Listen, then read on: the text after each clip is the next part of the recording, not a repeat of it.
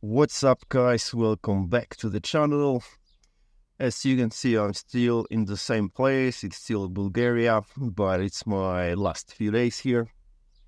Can't wait to go back to Asia.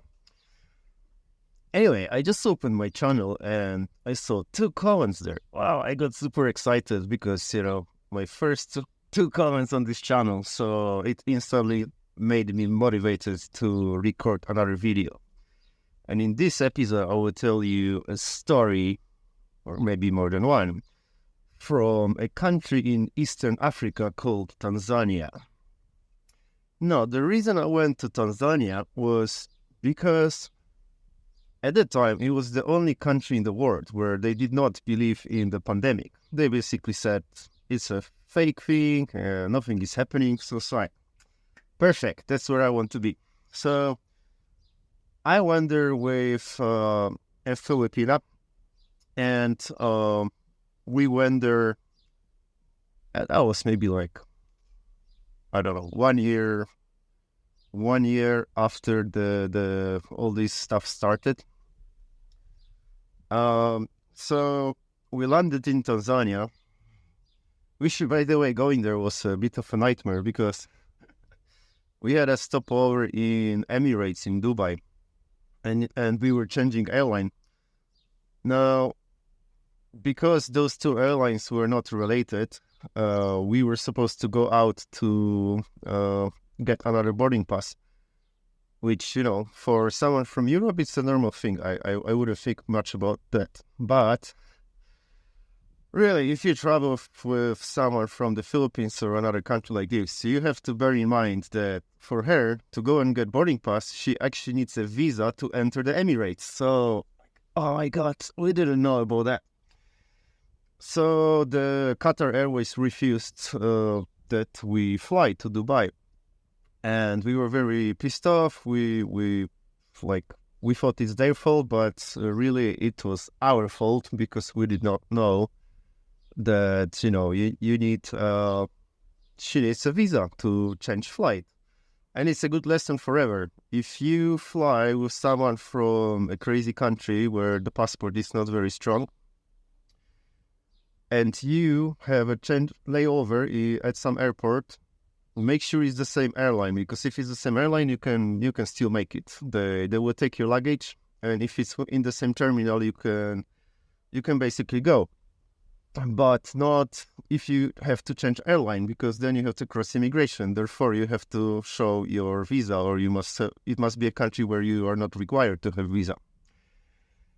And also, you need to pay attention that some countries, like France, they require everyone to have transit visa, even when they don't leave the airport. So really, if you travel with someone like a Filipina, you need to check everything 3 times, 4 times, 5 times. Now I'm really waiting I really want to bring a girl from Madagascar to Thailand, but it's a nightmare with visas, and I worry she will not manage to do all of this stuff without speaking English. It's a French-speaking country, so it's a bit of a headache. Anyway, back to Tanzania. So we lost the first flight, and we were at the Bangkok airport. We didn't have visa anymore. Our visa was expiring in like 3-4 hours. So we had no choice but to go to Ethiopian Airlines and ask them if we explain our situation, and we asked them if we can buy another ticket. We lost the first ones. And if we can fly to Tanzania, we fly over in Ethiopia. And yeah, they told us no problem. We even had, they allowed us to leave the airport, which you actually need visa to enter Ethiopia. Everyone needs a visa. But somehow we managed to get out, and we visited the city. We had 12 or 14 hours. Which is another funny story because basically when you have long layovers, sometimes the airlines will give you a hotel in the city so you can sleep there. And that's what happened with Ethiopian Airlines. But we were not allowed to leave the hotel. But there's nobody really who would stop you. So we asked the guy at the hotel if it's okay that we go, and he said, technically you're not allowed, but if you give me some money, I will pretend I don't see you, and I will even give you my SIM card so you have internet. So we gave him like 10 euros, and we took his SIM card, and we went to visit the city. Anyway, finally we made it to Dar es Salaam in Madagascar, in Tanzania. So on the way there, the girl I was with, she literally typed on Facebook or on Instagram Tanzania, and she saw if there she just looked up who is appearing, and there was a Tanzanian girl. So she messaged her, and she's like, "Hey, we're almost in Dar es Salaam. Maybe you want to hang out or something." And the girl thought, because we also talked with her later, she thought it's a joke because she assumed that my Filipina is a child, because Asians look much younger than Africans. So she thought she's not even 18, and she thought it's bullshit. But she said, "Okay, if you make it here, I will come and pick you up at the airport." So we landed in Dar es Salaam, we connected to internet, and the girl is like, "Yeah, I'm waiting for you at the airport, so you can, you can come to my place." And we were like, because this is our first time in Africa, yeah? So we were a little bit concerned if it's a safe thing to do, because basically we don't know the girl, and she's inviting us to our place. And she saw we were a little bit worried, so she waved her ID. She's like, "Oh, here, take picture of my ID so you know who I am." So I took picture of her ID. And there we go, yeah, we're on the way to her house. So this is basically a girl we don't even know. And she gave us her master bedroom, and she went to sleep in the guest room. She was buying us stuff, she was driving us with her car, she was showing us around the city, and basically we became friends. After we left Africa, she came to visit us in the Philippines. So imagine, she became like a friend, yeah. And it was a random person from Facebook or Instagram. So he's kind of funny.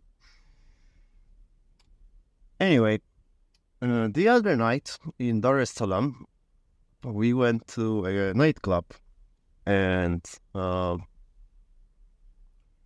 it was fun. I really like Africa. So we were having drinks and we're having fun and this and that. And suddenly the Filipino I with went to toilet. Instantly, there is a Tanzanian girl. She comes to me quickly and she's like, quickly, take my WhatsApp before your girl is coming back. And we're gonna meet later. I'm like, but I'm with her, so I don't think I can go with you. She's like, yeah, don't worry. We meet in a hotel, and I will bring condoms. And then so she gave me her WhatsApp, and she left. Now in a few minutes, the Filipina comes back, and I'm telling her what just happened. I say like, look, there was a girl here, and she took my WhatsApp, and basically she wanted to fuck. She even told me she would bring condoms. And the Filipino is like, well, why didn't you ask her to have threesome with us? I'm like, that's a good question. I should have asked. So we went home, and I'm texting the girl that even though I'm here with another girl, you should come to our place anyway, and we're gonna fuck together. But she's like not convinced, like, oh, I don't know. Oh, in the end, we managed to convince her. I said, like, look, you come here. If you don't want to do anything, you don't have to, but you can come to our place. You can talk with us, and we'll see how it goes. So yeah, I think the following day, she made it to our house that we moved from the girl, and we started renting our own place after some time. So the girl from the club came, and basically she was very shy, but eventually she did it. She started playing with us, and it was not like full sex, but she gave me a BJ, and basically it happened. It was like a random girl from a club who approached me, gave me WhatsApp, and in the end she made it to our house. and things happen. So that was a really funny story. And that was story one from Tanzania. Here goes story two. Near the house that we had, there was like a grocery shop or something like that. Yeah, like a convenience store. So I was there doing some shopping for food, and the girl working there was really hot. I really liked her. So I'm asking her for WhatsApp, and she gave it to me. And then I go back to the house, and I'm like, how to fuck this girl when I'm with another girl at house? So I say to the girl I was with, like, look, I'm gonna invite the girl from the shop, and we will pretend that you're my sister. Even though she's Asian, I'm Caucasian, but we will pretend we're brother and sister. And maybe you can watch us fucking, or I don't know, you try to join or whatever. She's like, okay, let's do it. So I'm inviting the girl. We said we will cook something for her with my sister. So the African girl comes, the Tanzanian girl, and she's like, eating the food that we prepared. And then we were having some drinks. So we were asking like, oh, we heard that African girls have really nice boobs, blah, blah, blah. Maybe you can take off your top. So she took her boobs out. She took the top off. And she's already topless. So it took us like, I don't know, 1 or 2 hours to convince her to have sex with me. Because she was, of course, a little bit concerned about my sister being there. And it didn't even cross her mind that she's Asian, I'm Caucasian, like, how come we're brother and sister? She just went with it. She believed the story. So we're going to the bedroom, and we're about to fuck. I went to toilet, and she tells the girl I was with, the Filipino, she's like, oh, I will need to buy the pill, the 24 hours after pill for pregnancy, because he's gonna come in my pussy. I was like, what? Like, when I heard this story, I'm like, what the hell is she thinking that? I mean, I'm not saying I always use condoms, but come on. I don't go to Africa and start having sex with no condom with random girls. That would be crazy, yeah? Although I know some people do it. Like, quite a lot of people do it. That it's not including me. I don't do it. I always use condom in Africa. Like, remember, it's the country of, it's the continent of HIV, so it's a no-no.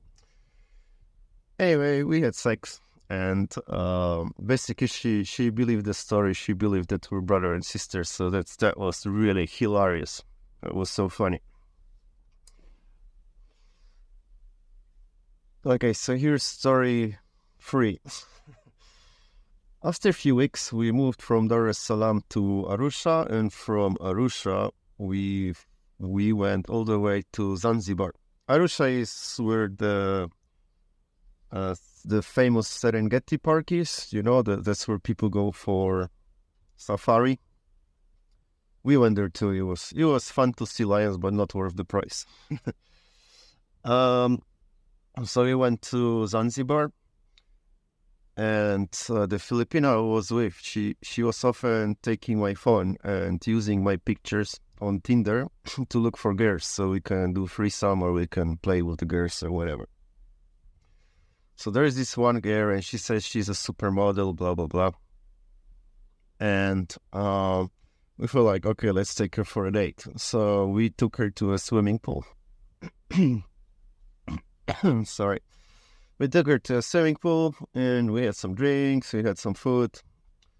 And we thought, like, maybe we can shoot some video with her. We can do either porn or even just some pictures that we can probably sell anyway. We will have like 2 girls, nude set or whatever. Good stuff for OnlyFans. So we're asking her if she's interested in that, and she's like, yeah, I'm a supermodel. I take $20 per picture. I was like, what? $20 per picture? What the fuck are you talking about? Like, that's a crazy price. She's like, yeah. This is my price. If you don't want to pay it, it's fine. We don't need to do it. So I thought, fuck it, I'm not gonna pay her so much money for a few pictures. And a few days later, she's texting me like, oh my god, I really need like $20 for something. Oh, that's a horrible situation. You have to help me. I said, okay, come to my house. I'll give you the $20. So she comes to the house and she's like, okay, give me the money. I'm like, okay, pull down your pants. I'm gonna fuck you first. And it's like, what? You're gonna fuck me? You're not giving me the $20 for free? I was like, hell no. If you want $20, then pull down your pants. So yeah, she took her pants off, and I fucked her quickly. And she took the $20 and she left. So from being supermodel, the charge is $20 per picture. Suddenly she's taking $20 for sex. So that was another funny story. Now, there's another one from Zanzibar. Right. So one more story, and I'm gonna finish this episode. So we're in Zanzibar, in Stone Town. It's the main city of Zanzibar. And Freddie Mercury is from Stone Town. He was born there, if you don't know. So anyway, it was Friday or Saturday, so everybody was drunk and partying. And we were already all quite drunk. And there's a girl walking around the street. And she knew us from somewhere, I don't know, maybe a few days ago somebody introduced us or something like that. But we didn't know her very well. Anyway, she was super drunk and she started saying like to the Filipino that I was with, because you must know that being Asian in Africa, fucking hell, you get so much attention from everyone. And that girl in Zanzibar, she was so drunk, she started saying like, oh, I want to lick your pussy, I want to try Asian pussy, oh, I really want to do it. So we're like, hell yeah, let's go to our room and let's do it then. So we went back to our apartment, and she was doing the stupid dancing, like I mean, I'm saying stupid because she was so drunk that she was basically trashing the apartment, and that was the problem. So she's dancing like crazy to the Swahili music, and she's like showing tits and bending over, like talking about licking pussy and stuff. At some point, the landlord had to come to our room because we were so noisy, and she said she hears the furniture's being moved and so on and so on. So she's like, you have to be quiet. I was like, fucking hell, it's not us, it's that African girl. So the girl said more drinks, and I don't know how it happened, but the black girl started. First, she stripped naked. She was already naked. And then she's licking pussy of the Filipino that I was with. So they basically started having sex there. And I'm like, why am I excluded? I'm just gonna take her from behind and I will fuck her. So I started fucking her from behind. And I'm doing, and all of a sudden her period started, so the blood started like splashing everywhere. So I finished quickly because I'm not a fan of doing it on period. And yeah, basically it was really dirt. Yeah, that's basically the end of the story. But it's just really crazy that a random girl on the street went back with us to our apartment, and she started, she was like really into licking pussy. Right, so that was my first and last time in Tanzania. I've been to Africa 1, 2, 3, 4 times. I'm not sure anymore, but I'm definitely going back. It's just that maybe not Tanzania. I have some other countries that I really like. Because Tanzania, if you don't know, is a rough country. It's really the internet sucks. At least when I was there, the internet is really shit, and it's a problem if you have to upload videos. So that was first problem. Second problem is that it's very hard to pay by card anywhere, and the maximum amount of money you can take from ATM is like 200 euros or something like that. So that's a problem, because every time you do the 200 withdrawal, it's charging you international banking fee. So basically it's expensive. It's not convenient with money, it's not convenient with internet, It's not convenient with electricity. They have like daily blackouts, daily. That's not only in Tanzania. In many countries in Africa, there are big problems with power. And remember that Tanzania at the coast, because it can be cold around Arusha, but at the coast is very, very hot. It's like, 36, 38 degrees. So once the power blackout happens, it's a problem. It's basically becoming super, super, super hot. And then another problem is that when you go to top up your phone, they will scam you almost every single time. Even if you go to the main branch of, if you go to the, one of those mobile network providers, to their official shop, they will still scam you. For example, you choose some package, you will pay for it, but they will send you something else. The other time I gave someone money and he sent me SMS saying like, oh, your phone has been top up. But you know what happened? He basically texted it to me. He didn't top up my phone. He sent me a text message saying that it was top up, but it was not top up. He stole my money. So in the end, I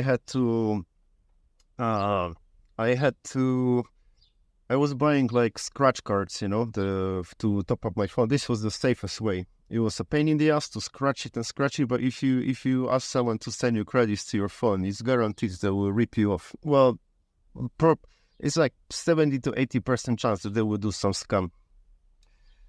And then on the top of it, even though Zanzibar, at least Stone Town, is actually safe, I don't think anything will happen to you. But Dar es Salaam after dark, it's a dodgy place. And the same with Arusha.